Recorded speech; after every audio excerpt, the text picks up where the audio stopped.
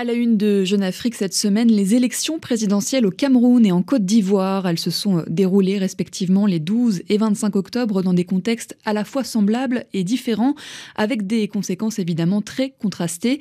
Pour en parler, François Soudan est avec nous. Bonjour. Bonjour Juliette. Vous êtes directeur de la rédaction de Jeune Afrique. Vous comparez donc ces deux élections présidentielles en relevant d'abord leurs similitudes. Alors, la principale similitude entre ces deux situations, c'est avant le scrutin qu'il faut aller la chercher. Parce que ce qui, dans le fond, fait qu'une élection est réellement démocratique, c'est quand elle inclut la possibilité réelle d'une alternance. Or ici, tant à Abidjan qu'à Yaoundé, l'exclusion du jeu des principaux concurrents des présidents sortants, Gbagbo Etiam d'un côté, Maurice Kamto de l'autre, ça a fait en sorte que ces deux élections s'apparentaient a priori à des scrutins sans concurrence.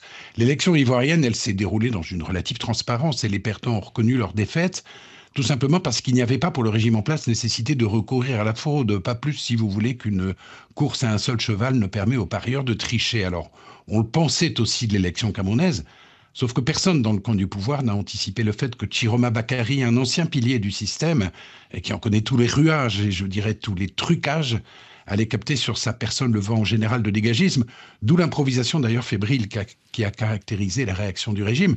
Autre similitude, Juliette, l'existence dans ces deux pays d'un vote communautaire, qui n'est d'ailleurs pas antinomique d'un vote d'opinion, et hélas l'apparition de violences préélectorales en Côte d'Ivoire, post-électorales au Cameroun, des violences qui dans le fond sont des formes certes déviantes de participation politique, Juliette. Et maintenant, François, les différences entre les candidats Biya et Ouattara, vous en relevez essentiellement deux.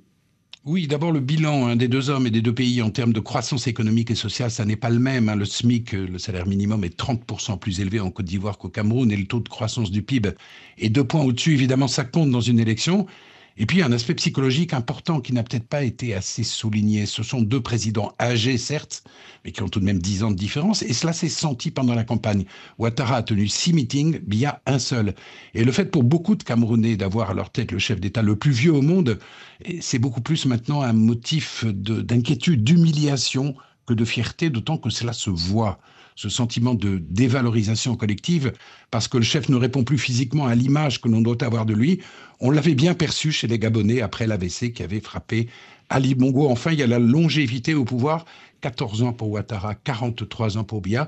Le degré d'usure n'est pas de même ampleur, Juliette. Et en Côte d'Ivoire et au Cameroun, les répercussions de ce double scrutin sont clairement dissonantes.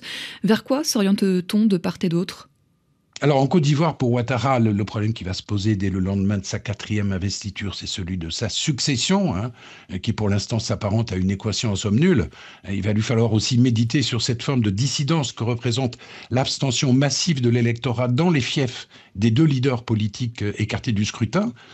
Au Cameroun, les enjeux sont beaucoup plus anxiogènes, puisque l'on s'oriente vers un long bras de fer entre Biya et Chiroma avec de vrais risques de fracturation régionale. Le pouvoir joue sur l'étouffement et l'épuisement du mouvement de contestation, alors que le camp de Chiroma appelle à la résistance et au soutien international pour contraindre Biya à programmer son départ. C'est une situation que l'hôte du Palais des Toudi avait déjà affrontée en 1992 avec face à lui John Fondi, sauf qu'il a aujourd'hui 33 ans de plus, Juliette. François Soudan, directeur de la rédaction de Jeune Afrique, était avec nous. Merci beaucoup.